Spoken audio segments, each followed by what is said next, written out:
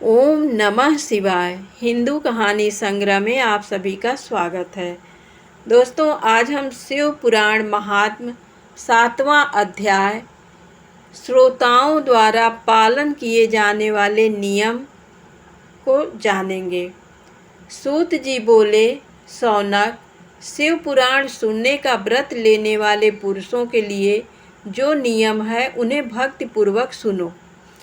शिव पुराण के पुण्यमयी कथा नियम पूर्वक सुनने से बिना किसी विघ्न बाधा के उत्तम फल की प्राप्ति होती है। दीक्षा रहित मनुष्य को कथा सुनने का अधिकार नहीं है, अतः पहले वक्ता से दीक्षा ग्रहण करनी चाहिए। नियम पूर्वक कथा सुनने वाले मनुष्य को ब्रह्मचर्य का अच्छी तरह से पालन करना चाहिए। उसे भूमि पर सोना चाहिए, पत्तल में खाना चाहिए तथा कथा समाप्त होने पर ही अन्न ग्रहण करना चाहिए।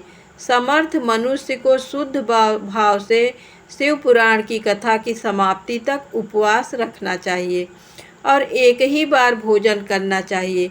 गरिष्ठ अन्न, दाल, सेम, मसूर तथा बासी अन्न नहीं खाना चाहिए। जिसने कथा का व्रत ले रखा हो उसे प्याज, लहसुन, हींग, गाजर, मादक वस्तु तथा आमिष कही जाने वाली वस्तुओं का त्याग कर देना चाहिए। ऐसा मनुष्य प्रतिदिन सत्य, शौच, दया, मौन, सरलता, विनय तथा हार्दिक उदारता आदि सद्गुणों को अपनाए तथा साधु संतों की निंदा का त्याग कर नियम पूर्वक कथा सुने। शैतान मनुष्य भी इस कथा के प्रभाव से अपने अभीष्ट कामना प्राप्त करता है और निष्काम मोक्ष प्राप्त करता है।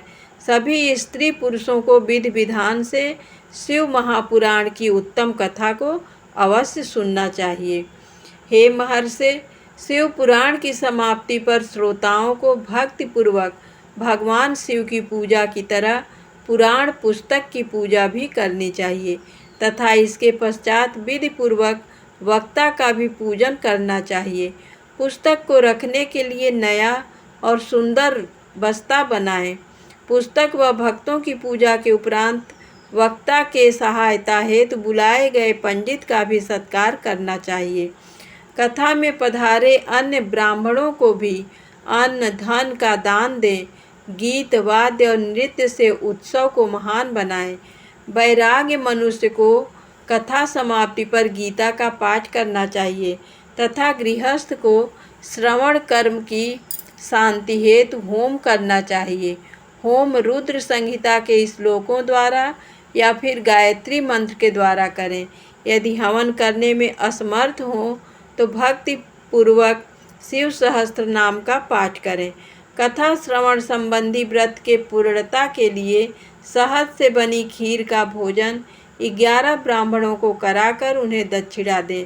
समृद्धि मनुष्य 3 तोले सोने का एक सुंदर सी आसन बनाएं और उसके ऊपर लिखी अथवा लिखाई हुई शिव पुराण की पोथी विधि पूर्वक स्थापित करें।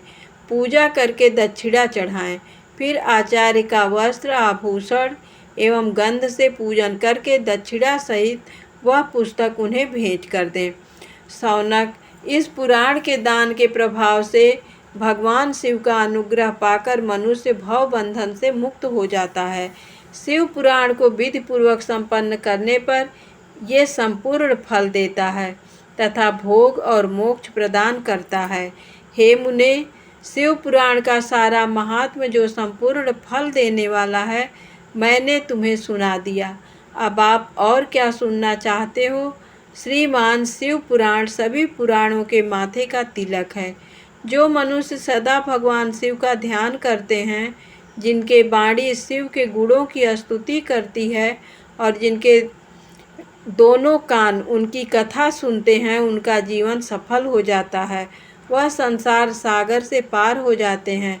ऐसे लोग इहलोक और परलोक में सदा सुखी रहते हैं।